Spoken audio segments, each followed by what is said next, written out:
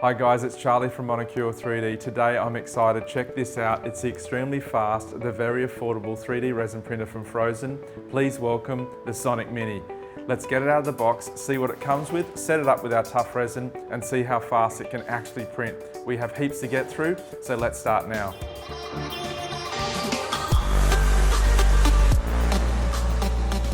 Okay, here we go. Let's open it up. Now, there's been rumours that this may come with a metal vat. I'm not 100% sure. The original ones came with plastic vats. They had a few problems with them. And so they were sending out ones with metal vats instead. And I've been told this one did have a metal vat, but let's wait and see. Oh, that's nicely packed there, isn't it? It's got the Phrozen box. So the toolbox, let's have a look what it comes with. Oh, that's quite an impressive manual actually. Lots of information in there, I'm sure. Okay, that's interesting. It's a power adapter that has got a non-Australian plug on it. I'm not too happy about that, to be honest, especially considering I bought it in Australia. A little funnel, some eyebrows. They're actually for putting underneath the printer. I find that strange that they don't put them on, but anyway, we'll have a look at that in a minute. A USB stick and the Allen key and whatever that normally comes with these things. Standard looking build plate. Yeah, nothing fancy about it, I have to say. Pretty rustic, but you know what? It does a job and it's all it really needs to do. It just needs to hold the model on there, and it's nice. It's non-polished. It's got a bit of texture to it, and the print's definitely going to stick to that, no problem. The old pair of gloves. They all love putting their gloves in there, and the old metal spatula. Everyone loves the metal spatula. We'll add that to the collection. I think I've got about 20 now, and they're always very handy. The plastic ones. Remember, only plastic in the vat, no metal. Now, this is what you've all been waiting for. So I usually find the best way to get these out is to sort of lay it down and just slide it out like this. And the first thing I've noticed, to be honest, is it's very light. So we get rid of the plastic, it's making all this horrible noise. It's a neat little thing, isn't it? It's definitely a mini version. So it's got a bit of plastic here. We just got to find out where to get this off. I don't really want to, there it is here. It's better to find the beginning of these things than use a knife, especially on your brand new printer. So we'll just take that off. All right, so it's got the nice UV lid. I'm just disappointed this doesn't have any sort of handle on it. I just find this, quite frustrating with all these types of printers. They seem to leave the handle off, and the handle's so important, and I'll tell you why, guys, who are making these printers. It's pretty simple. We have gloves on with resiny hands, and they're dirty, and I've got to touch this and get it off, and it makes a mess of the lid. Look, the lid's perfect. You guys have gone to a lot of effort for this lid. It's a nice injected molded lid. And within about a week of me having this, it's going to get filthy. So someone the other day gave me a knob that he 3D printed, or an STL that you can 3D print, and you just stick it on the top. And what a great solution. It's cheap, easy, and it solves the problem. So you can go to the hardware store and get a handle, but I think, 3D printing one's is a good idea, either on your FDM printer or just use the resin. So anyway, let's get back to this. Looks like I've ended up with a plastic vat. Now, I'm not only overly disappointed, but it would have been nice to get the metal vat. I hear that there have been issues with this. At first glance, this plastic vat actually looks really cool. I like it. It's really lightweight and you can see through it. You can see how much resin's left. It's good, but what I've been told is it has issues. Now, I'm not sure what those issues are. I think from memory it was to do with leaking or cracking, but we'll have to wait and see. But look, we're going to be able to put a test print on with this, and I'm sure it'll be fine for what we want to do with it today and even moving forward. If you've ended up with one of these, that's not a problem if there's no problem with it, but you can always upgrade. I don't think they cost a lot. They're bringing these out for not a lot of money in metal. Good on them for trying something different, I say. Phrozen, I have to say, out of all the printer resin manufacturers out there, are pretty innovative, and these guys were the first to come up with this new screen that this printer actually has, which is the monochrome screen. Their claim is that the monochrome screen, because it's just using black and white, lasts a lot longer and handles the UV light hitting it a lot better than a colour screen, essentially. So they're saying these will last up to 2,000 hours. Now that's a huge, huge difference. Now just a few things on this printer. This is a Sonic Mini. This is their base version of this range, the Sonic range. So they had the Shuffle before, and now they've got the Sonics. Now, the reason they're called the Sonic is because they're meant to be very, very fast. I've been told by customers that this will print at 2.5 second layers with our rapid model resin. So we're really interested to see what it'll do with the tough resin. It should actually be faster with the tough resin, so we'll have to wait and see. But yeah, so this is the mini one. This is their base one. It's not a lot of money. You can get the next size up. They've got the XL, like the same size, like I call it the iPad size, and then they've got the Transform, which is bigger again. I don't know if they do a Sonic version of that yet, but I know that that is on the cards. Let's probably just have a quick look at the bottom of it here, and we'll have a quick look around it. These areas here are what these eyebrow things are for, and I'm assuming they just pop on like that. I don't mind doing your job for you, but it would have been nice if you could have done this in the factory. Like seriously, this is not a very hard job. The person who was assembling it could have very easily done this. I'm not quite sure why this wouldn't have been done. Anyway, that's done. It didn't take me long and it was pretty easy. So looking around it, very standard. There's a monochrome screen. You've got USB on the side, which is better than the back, but it's not at the front. You know that I like the USBs at the front because they're just easy to access. I just can't get over the weight of this thing. I literally feel I could sort of throw this at Tim here on the camera and you could catch it.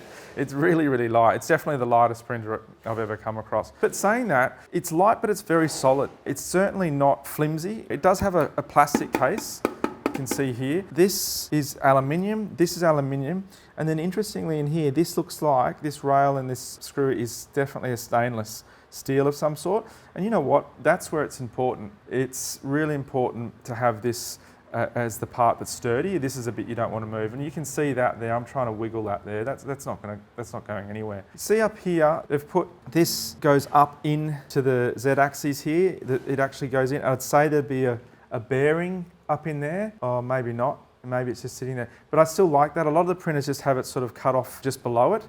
And I just think it just gives it a little bit more rigidity, having that going into there. A bearing would have been nice if it doesn't have one. So yeah, so this here is the sensor for the Z stop. So a lot of the guys are using these now. So there's a light in there that this goes into. And of course you can obviously adjust that if needed. It doesn't look like it's fully adjustable, but if you needed to, you could, I guess. But usually that's just done in the software and it's sort of not really required. Other observations, well sealed in here. I like that. If you did have a spill.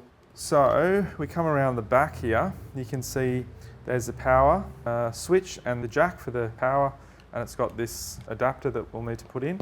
This side has absolutely nothing, and yeah, look, it's very basic, it's very simple, but look, it doesn't need to be complicated. It's as fast as it says it's going to be, and I guess the idea is that if you're thinking about getting into this type of printing, into resin printing, or you've got a resin printer already and you're thinking, I want something that's faster, but I don't want to spend over $1,000, I want to spend under $1,000. It's quite clever. They've thought, well, let's sell something that's under $1,000, which has got the same technology as the more expensive ones. And people can try it and see if they like it. If they like it, this could end up being their backup printer, and then you end up with a better, faster, bigger, and spend a little bit more money on it.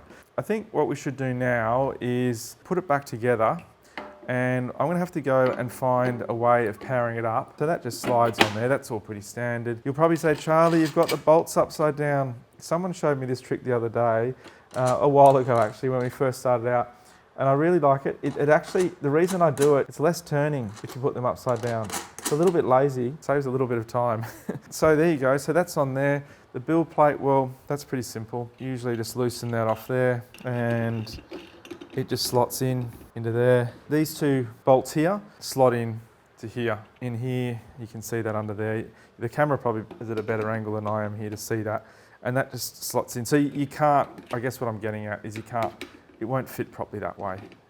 It's a bit weird that it does, to be honest. That's a bit of they should have probably thought about that a bit better. I'd prefer if that didn't fit that way and there was only one way to fit it. Now you see that's loose. That obviously needs tightening. That's what this Allen key's for. We just loosen that off there and there, and loosen them off. So now when we go to home it, it'll home properly and then we can tighten them back up in the correct position. Let's get it powered up. Let me go off and find an adapter. We can now print with the Sonic Mini. We did have to stop for lunch, but we're back up and running again. Let's get this thing turned on. Now I'm going to turn the power, which is just a switch. I showed you that before. Turn the power on and we should start seeing some action. Pretty simple menu.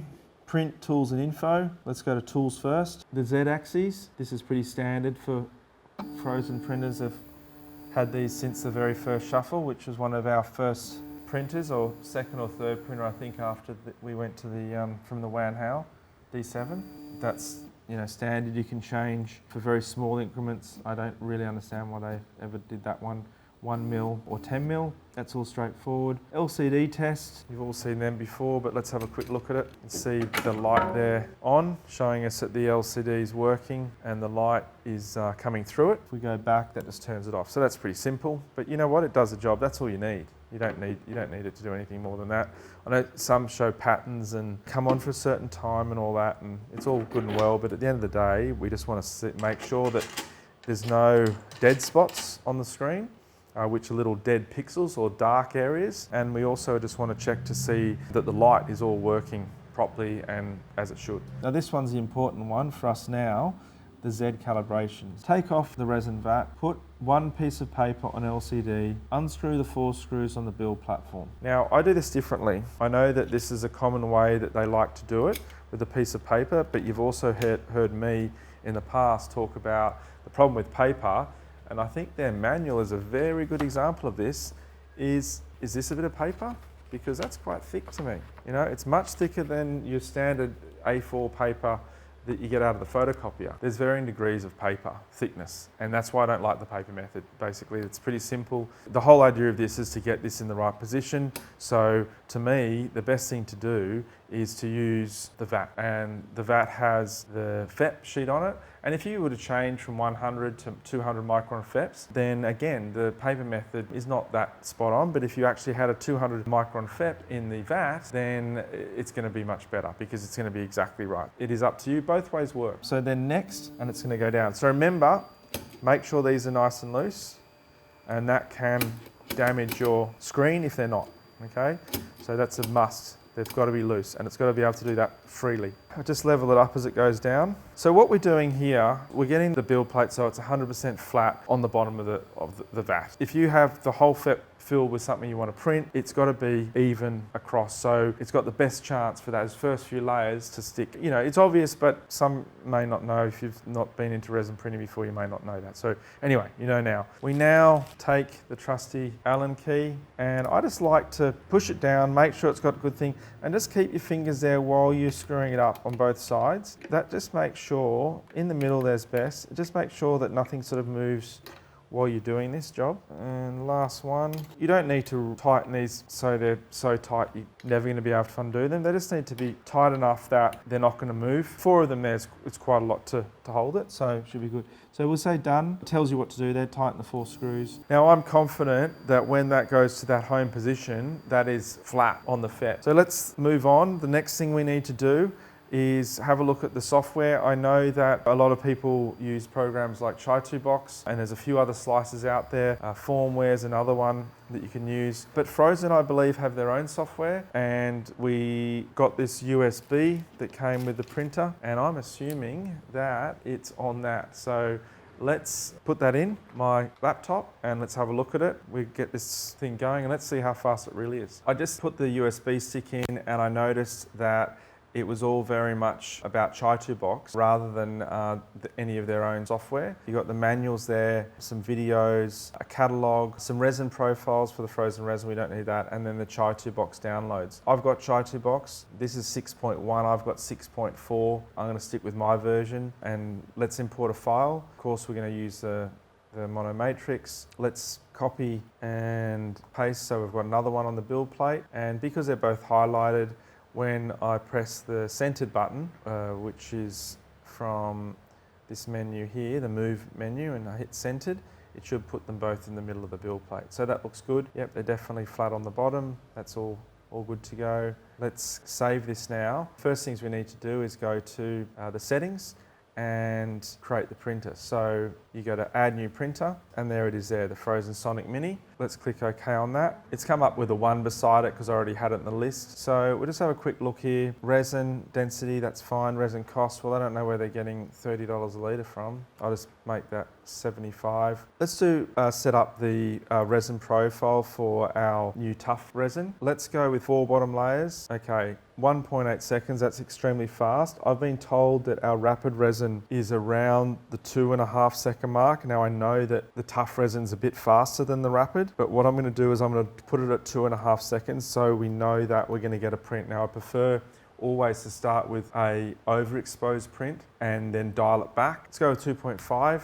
Bottom exposure time, well, if it really is that fast, 25 seconds should be okay there, so we'll leave that. And 7 seconds, the bottom light, the light off delay and the bottom light off delay, the length of time it takes to go up and down, that was already set, so I'm going to leave that. The bottom lift distance 6, and these speeds here, and the lifting distance, that's all fine, that's standard. Track speed is high, but I guess that's helping the speed of the print. But I've never printed anything at this speed before, so I'm going to be really interested to see what sort of quality, you know, that 2.5 seconds is a bit of a game changer really. So this should really print in under sort of 10 minutes. Let's have a look. Infill, we never put infill on, and we'll leave that selected.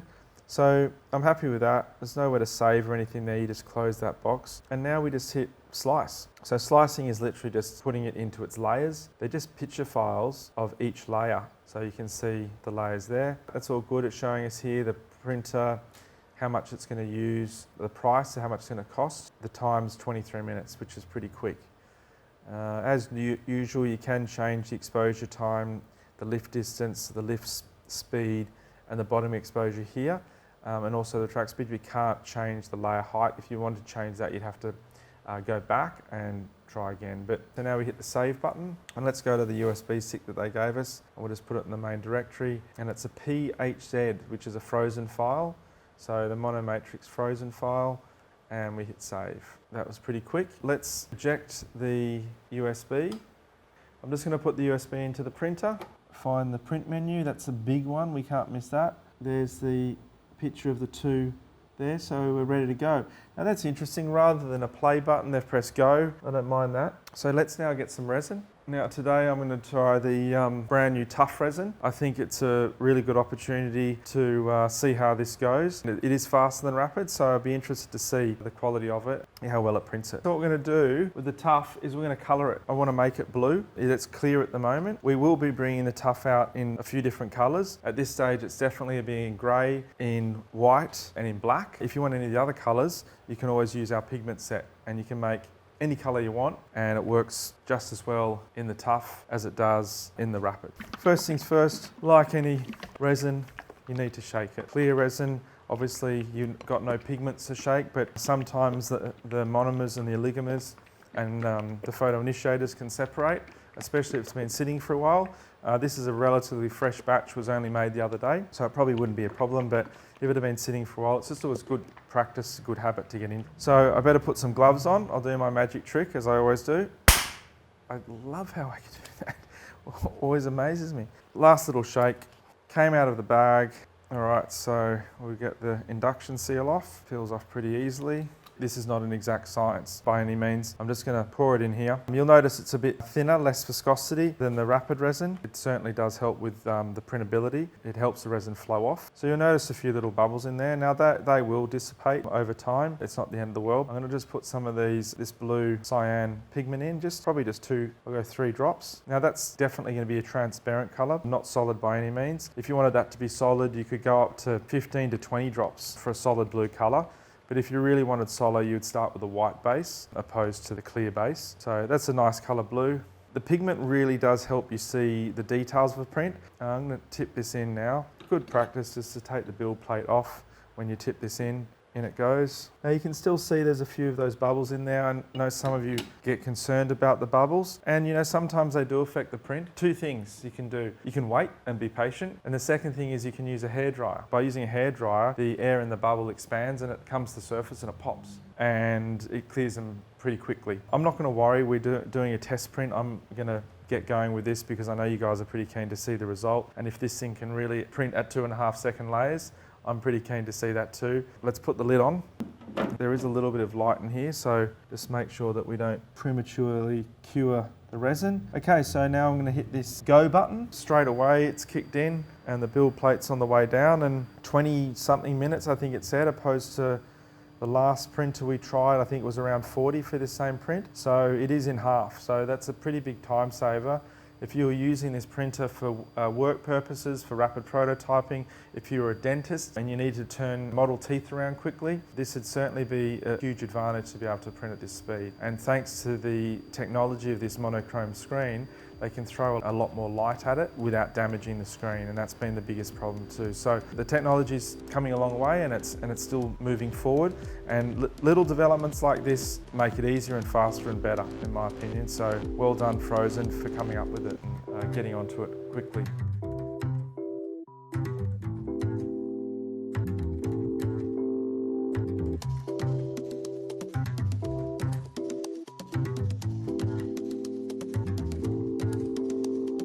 So, are they on the build plate? Well, let's see. Wow. They're not only on the build plate, guys, they've actually formed really, really well.